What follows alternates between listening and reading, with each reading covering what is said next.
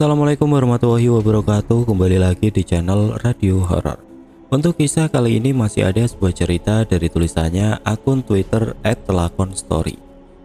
Dan untuk kisah yang akan saya bawakan kali ini yaitu sebuah kisah yang berjudul Warung Makan Gaib Alas Roban. Dan sebelum kita lanjut ke ceritanya, tekan dulu tombol like video ini dan jangan lupa tekan juga tombol subscribe channel ini. Dan nyalakan juga lonceng notifikasinya agar tidak ketinggalan cerita-cerita lainnya dari channel ini. Dan buat teman-teman yang pengen membaca langsung ceritanya, nanti silahkan saja kunjungi linknya yang nanti akan saya sertakan di kolom deskripsi. Dan seperti apa untuk kisah kali ini? Langsung saja kita masuk ke ceritanya.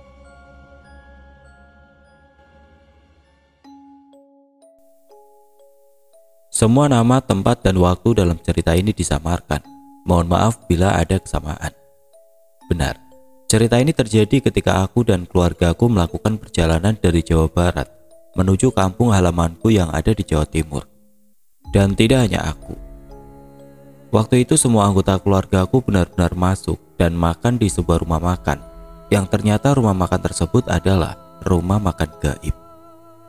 Awalnya sepertinya anak pertamaku telah menyadari jika rumah makan tersebut adalah rumah makan gaib. Namun karena aku saja yang kurang peka dengan semua isyarat yang telah diberikannya, akhirnya semuanya pun terjadi begitu saja. Masih sangat teringat jelas di kepalaku. Waktu itu adalah hari libur panjang anakku setelah dia selesai melakukan ujian nasional di sekolahnya. Aku yang memang sudah lama tidak berjumpa dengan ibuku, waktu itu hendak mengajak suamiku untuk mengunjungi orang tuaku yang ada di Jawa Timur. "Mas, mumpung Dio libur, ayo pulang ke Jawa Timur," ucapku memulai obrolan di malam itu. "Kapan?" "Ya kamu bisanya kapan? Aku kangen banget sama ibu. Katanya Mbak Yuli juga melahirkan loh. Kan kita bisa sekalian jenguk dia." "Iya, tapi aku atur jadwal dulu ya dek. Kerjaanku masih banyak. Mungkin minggu depan aku baru bisa. Tapi ya nggak bisa lama-lama. Gimana?" terang suamiku jelas. "Iya, tapi kira-kira kapan? Biar aku telepon ibuku. Siapa tahu beliau nitip sesuatu." "Kalau kita berangkat dari Kamis malam gimana? Jadi nanti kita berangkatnya setelah aku pulang kerja. Terus Jumat dan Sabtu kita di sana. Dan Minggu malam kita balik ke sini. Kalau gitu kan Senin aku bisa kerja lagi," terang suamiku jelas. "Ya wis mas, terserah kamu." "Bukannya apa-apa. Kalau berangkatnya Kamis malam, aku tidak terlalu banyak cuti dek. Cutiku jadi cuma hari Jumat dan Sabtunya saja.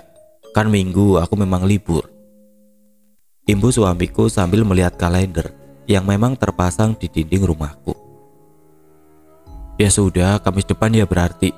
Terima kasih ya mas," sautku sambil memeluk suamiku dari belakang.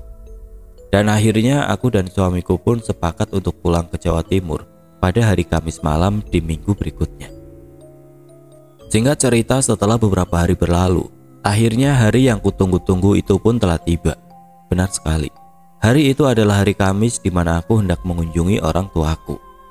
Aku yang memang sudah lama tidak bertemu, waktu itu benar-benar menjadi sibuk mempersiapkan barang bawaanku yang nantinya akan aku berikan kepada orang tuaku.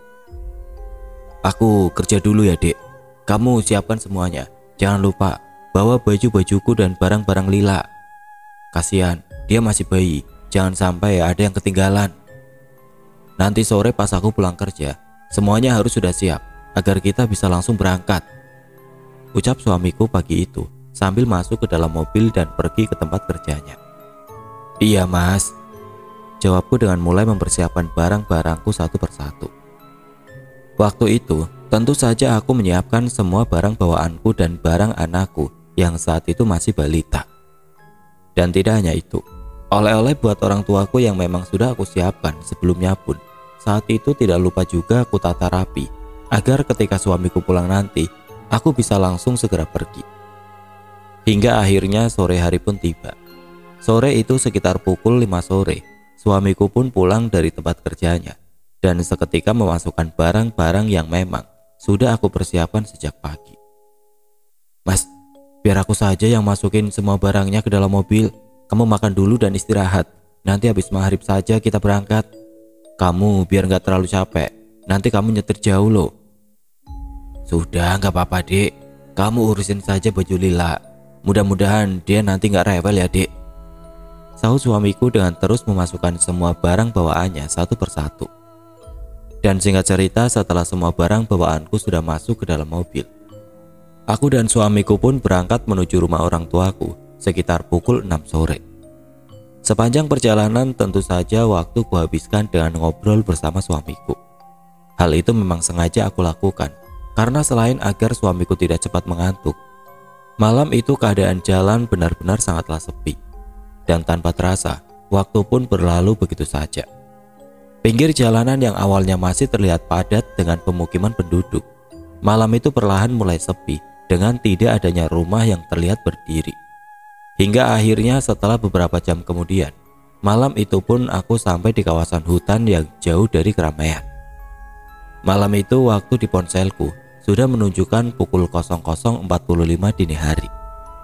Keadaan jalanan yang sepi ditambah dengan tidak ada satupun lampu yang terlihat menerangi, membuat saat-saat itu rasanya tidak akan pernah bisa aku lupakan hingga saat ini. Mas, hati-hati ya, ucapku sambil melihat ke arah kanan dan kiri yang di situ yang kulihat hanyalah pepohonan rimbun yang berjejer dengan rapi.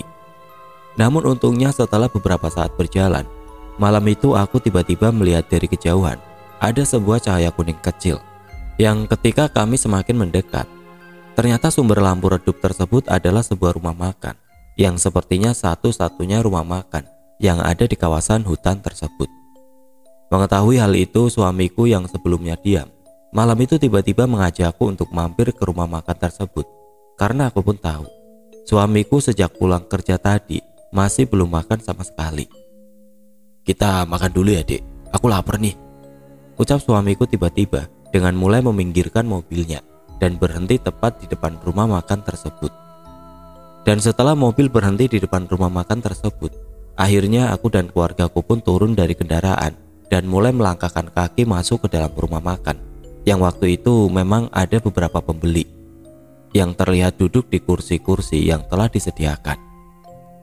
Namun anehnya waktu itu aku memang sempat sedikit bertanya-tanya karena meskipun banyak pembeli, tetapi aku sama sekali tidak melihat adanya kendaraan yang terparkir di depan rumah makan tersebut selain kendaraan milikku. Padahal nyatanya perlu kalian tahu, rumah makan tersebut berada di tengah-tengah hutan yang letaknya lumayan jauh dari pemukiman. Semua pembeli ini kesini naik apa ya? Kok nggak ada motor atau mobil sih? Yang ada cuma mobilku. Masa mereka kesini jalan kaki? Kan di sini nggak ada rumah. Pikirku dalam hati sambil berjalan masuk ke dalam rumah makan tersebut. Namun anehnya belum selesai aku memikirkan semua itu, tiba-tiba aku dikagetkan dengan anak pertamaku yang saat itu tiba-tiba menarik bajuku. "Mah," teriak Dio. "Ada apa nak?" sahutku sambil menoleh ke arah anakku yang saat itu berdiri tepat di sampingku. "Aku nggak mau makan." Mendengar hal itu tentu saja aku pun seketika terkejut dan sedikit emosi karena waktu itu aku pun tahu jika Dio juga masih belum makan sejak dari tadi. "Loh kok nggak mau? Sudah kamu harus makan, soalnya nanti nggak ada rumah makan lagi. Rumah nenek masih jauh, jangan bandel," ucapku sambil sesekali menoleh ke arah suamiku yang saat itu masih terlihat sibuk memilih menu makanan yang memang sudah disiapkan. "Kamu makan apa dek?" "Ayam goreng saja mas. Oh ya, ini si Dio nggak mau makan katanya." Mendengar ucapanku, suamiku yang sebelumnya sibuk memilih menu makanan pun waktu itu tiba-tiba berjalan menghampiri Dio dan mencoba membujuk Dio agar dia mau makan di tempat tersebut. "Dio, kalau kamu gak makan, besok kamu pasti sakit. Kalau sakit, kamu gak bisa main sama Yuna." Katanya mau main sama Yuna. "Kalau kamu mau makan, besok papa belikan mainan di rumah nenek," rayu suamiku. Namun anehnya bukannya menurut, malam itu anakku malah terlihat diam sambil sama sekali tidak menjawab perkataan dari suamiku. Kok tumben dia jadi pendiam? Kan biasanya dia rewel dan suka banget ngomong. "Kamu kenapa sih nak?" Dan lagi-lagi bukannya menjawab, Dio malah terlihat diam sambil berlindung di belakang tubuhku dengan tangannya yang juga meremas rok panjangku. Mau makan apa? Ucap ibu-ibu tua pemilik rumah makan tersebut di sela-sela aku dan suamiku yang masih terus membujuk Dio.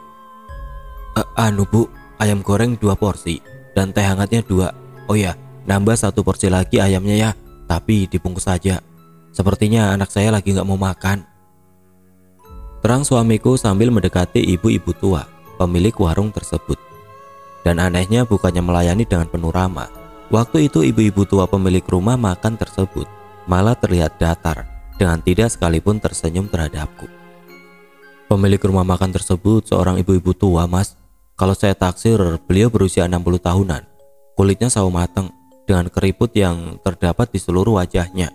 Dan tidak hanya itu, wajah ibu-ibu tersebut benar-benar datar dan dingin. Tapi setelah ku ingat-ingat lagi, semua pembeli di rumah makan tersebut juga terlihat datar dengan tidak sekalipun mengeluarkan kata. Semuanya terlihat sibuk memakan makanan, dengan sesekali melihat ke arah bayiku yang saat itu masih tertidur lelap di gendonganku. Tutur narasumber.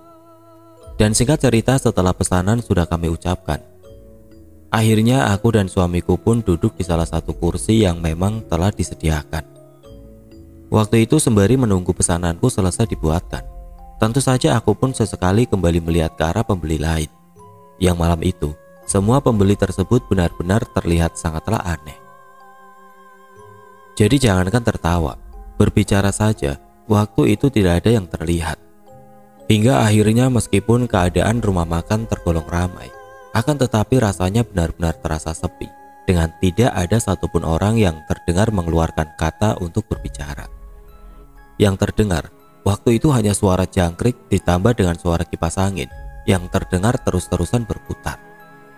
Mengetahui hal itu, aku pun perlahan menarik baju suamiku sambil sedikit berbisik jika keadaan di dalam rumah makan tersebut sangatlah mencurigakan. Mas, rumah makan ini kok aneh ya? Semuanya pada diem. Aneh gimana? Ya gitu deh, semua pada diem kan. Ini sudah malam, mungkin mereka sudah ngantuk, jawab suamiku pelan. Dan setelah mendengar penuturan suamiku, aku pun akhirnya diam dengan mulai kembali menyelimuti bayiku yang waktu itu masih dalam keadaan tertidur lelap. Namun anehnya, belum selesai aku menyelimuti bayiku, tiba-tiba aku dikagetkan dengan suara suamiku yang terlihat terkejut sambil memandangi ponselnya. Loh dek, masa ini sudah jam 5 pagi sih? Ucap suamiku sambil menunjukkan ponselnya ke arahku. Ah, yang benar, sahutku sambil ikut membuka ponselku. Dan setelah ponsel aku hidupkan, malam itu aku benar-benar sangatlah terkejut. Karena malam itu, waktu di ponselku benar-benar sudah menunjukkan pukul 5 pagi. Loh, kok sudah jam 5 pagi sih? Perasaan tadi masuk rumah makan ini masih tengah malam deh, ucapku sambil terus mengotak-ngatik ponselku. Namun anehnya belum selesai aku kebingungan dengan semua itu, tiba-tiba ibu-ibu pemilik warung itu pun datang menghampiriku dengan membawa makanan yang memang sudah lama kami tunggu-tunggu. Terima kasih bu, ucapku pelan. Dan lagi-lagi waktu itu, ibu-ibu pemilik warung tersebut hanya diam dengan tidak sekalipun menjawab ucapanku. Mengetahui hal itu, aku pun mencoba tidak lagi memperdulikannya dan mulai mengajak suamiku untuk memakan makanan yang ada. Sudah mas, jangan dipikir dulu, mungkin jam di ponselnya yang konslet. Kamu makan dulu ya, ucapku sambil perlahan memberikan piring yang ada di depanku. Iyalah, makan dulu ah, jawab suamiku singkat. Tapi anehnya ketika aku makan makanan yang memang sudah aku pesan, aku kembali terkejut bukan main. Karena ternyata masakan yang ada di rumah makan tersebut rasanya sangatlah enak luar biasa.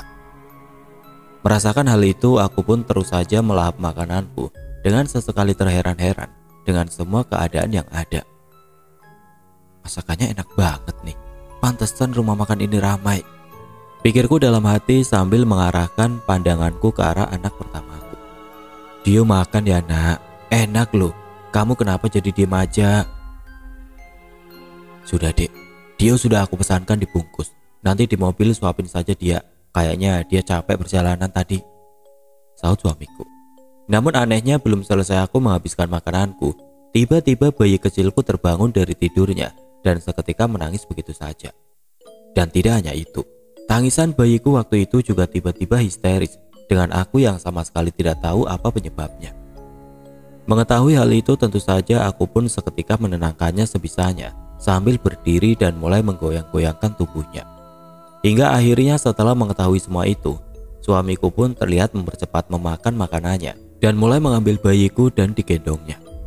Sudah sini, biar aku yang tenangin. Kamu selesain makanannya. Biar aku bawa Lila keluar dulu. Biar aku tenangkan di mobil saja.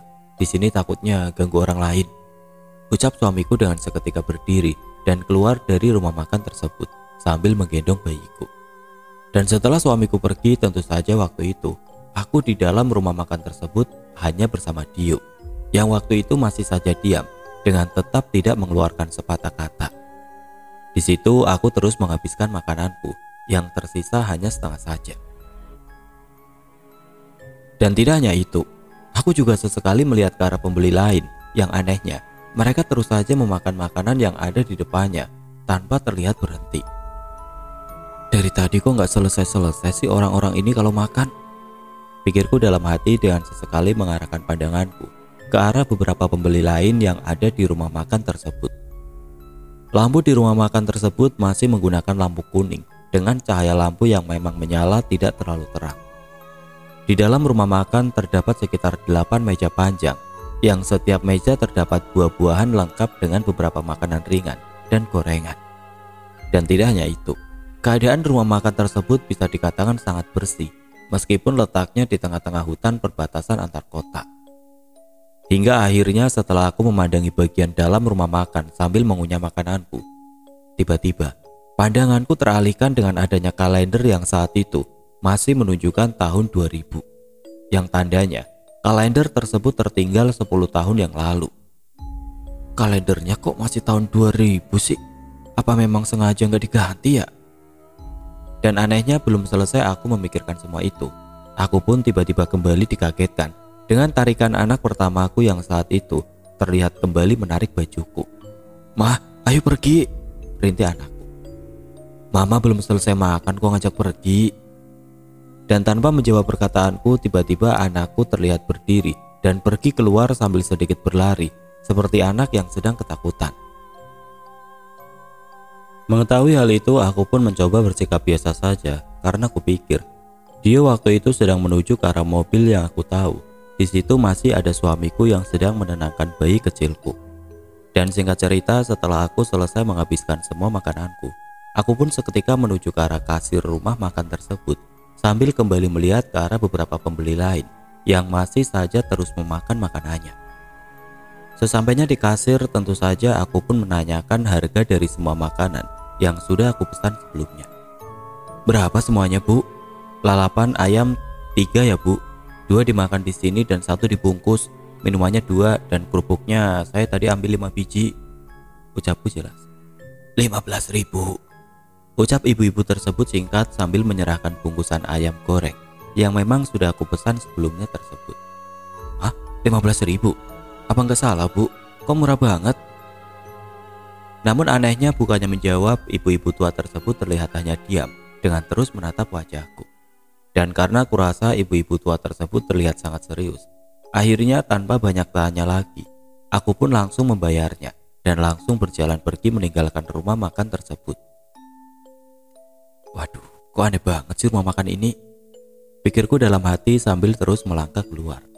Dan sesampainya aku di luar rumah makan tersebut, aku pun seketika menghampiri suamiku yang saat itu masih berusaha menenangkan bayiku yang masih saja menangis terseduh-seduh. "Lila, kok tumben ya, Dek? Dia nangis terus loh, gak diem sama sekali." "Iya Mas, kenapa ya?" Sautku dengan tanganku yang mengambil bayiku dari gendongan suamiku.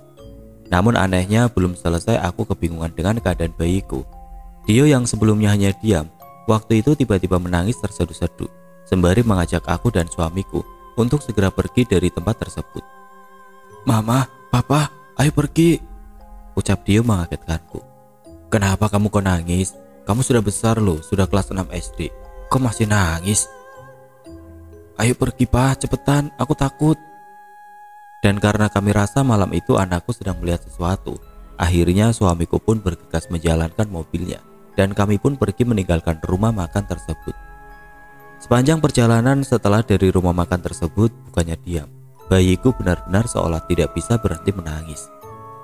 Dan tidak hanya itu, Dio yang biasanya jarang sekali menangis waktu itu tiba-tiba juga ikut menangis histeris. Mengetahui hal itu tentu saja aku dan suamiku pun kebingungan dan mulai cemas dengan keadaan yang sudah semakin mengkhawatirkan. Bagaimana kalau kita cari rumah sakit saja sebentar?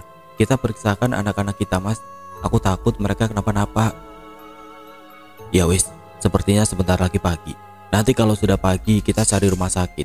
Ini jam berapa ya, Dek? Namun anehnya ketika aku membuka ponsel untuk melihat waktu, malam itu aku kembali terkejut bukan main. Karena saat itu, jam di ponselku masih menunjukkan pukul 1:30 dini hari. Padahal nyatanya aku masih ingat dengan sangat jelas ketika aku masih di rumah makan tadi. Jam ponsel sudah menunjukkan pukul 5 pagi. Loh, kok masih jam 1:30 dini hari, Mas? Perasaan tadi pas di rumah makan aku lihat sudah jam 5 pagi deh. Mendengar hal itu, suamiku pun seketika menghentikan laju mobilnya dan mulai membuka ponselnya untuk memastikan bahwa apa yang aku katakan tersebut memang benar adanya. Lah, kok masih jam 1:30 sih? Ucap suamiku dengan dia langsung turun dari mobilnya untuk melihat keadaan sekitar jalanan. Waduh, iya ya, Dek. Ada yang tidak beres ini. Imbu suamiku sambil mondar-mandir di pinggir jalan raya. Mengetahui semua itu, akhirnya suamiku pun memutuskan untuk segera melanjutkan perjalanan dengan pikiran yang tentu saja sudah semakin tidak karu-karuan. Rasa takut, bingung dan heran waktu itu benar-benar campur aduk menjadi satu.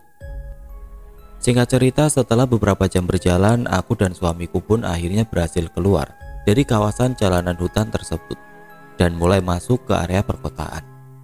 Di situ kami sengaja berhenti sejenak sambil kembali memikirkan kejadian yang sudah kami alami. Namun sayangnya karena kedua anakku yang masih saja tidak bisa berhenti menangis, akhirnya kami pun memutuskan untuk mencari rumah sakit atau klinik terdekat agar kami tahu apa yang sedang dialami oleh kedua anakku. Dan akhirnya berbekal Google Map yang ada di ponselku, sekitar pukul 7 pagi aku pun sampai di sebuah rumah sakit kecil yang ada di pinggir jalan. Di situ tentu saja aku segera memeriksakan keadaan anakku karena aku khawatir jika terjadi sesuatu. Dan anehnya, menurut keterangan dokter, anakku waktu itu tidak mengalami sakit apapun.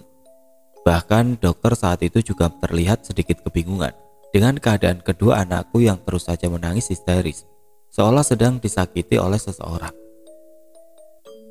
Hingga akhirnya setelah aku menceritakan semua kejadian yang telah aku lalui semalam, dokter pun mulai paham dan mengatakan jika kedua anakku terkena gangguan non-medis.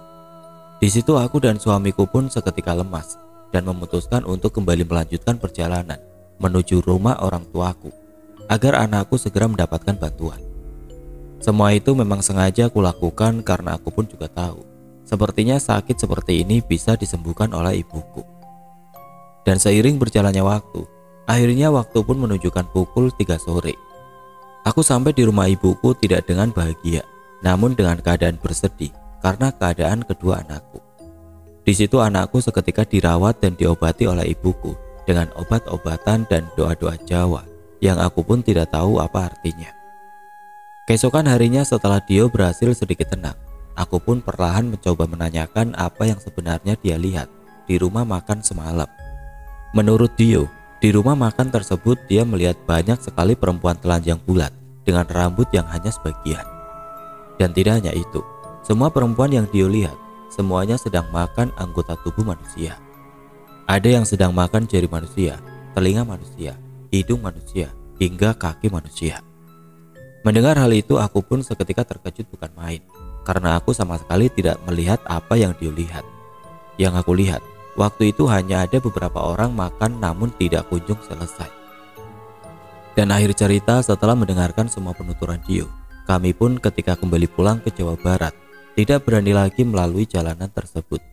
Kami sengaja memilih jalan tol agar semua keluargaku aman dari gangguan yang tidak aku inginkan. Dan selanjutnya, setelah aku menceritakan semua pengalaman itu kepada saudara dan rekanku yang kebetulan tinggal tidak jauh dari kawasan hutan tempat aku bertemu rumah makan tersebut, mereka semua menjelaskan jika di sepanjang kawasan tersebut sama sekali tidak ada rumah makan yang seperti aku ceritakan. Hal itu dikuatkan dengan beberapa tahun berikutnya. Ketika aku kembali mudik, aku sengaja mencoba kembali melewati kawasan hutan itu untuk memastikan keberadaan rumah makan tersebut. Dan nyatanya, aku sama sekali tidak menjumpai rumah makan yang dulu pernah aku hampiri tersebut.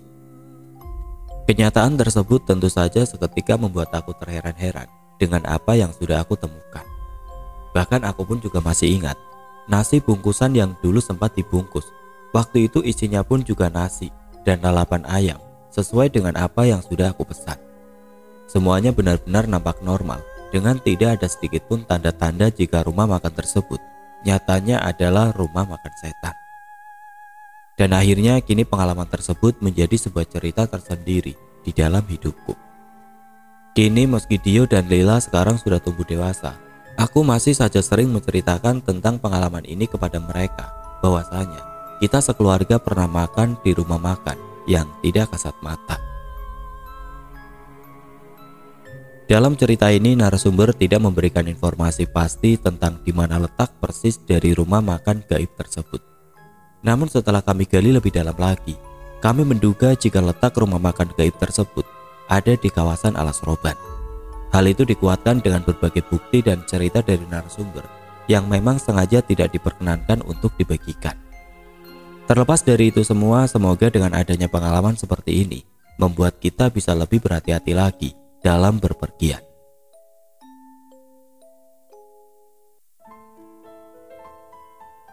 Oke teman-teman, sekian untuk kisah kali ini. Semoga apa yang sudah saya ceritakan dalam kisah ini dapat dijadikan pembelajaran untuk kita semua. Dan buat teman-teman yang baru bergabung, jangan lupa untuk like, komen, share, serta subscribe channel ini. Dan nantikan kisah-kisah horor berikutnya tetap di channel Radio Horor. Wassalamualaikum warahmatullahi wabarakatuh.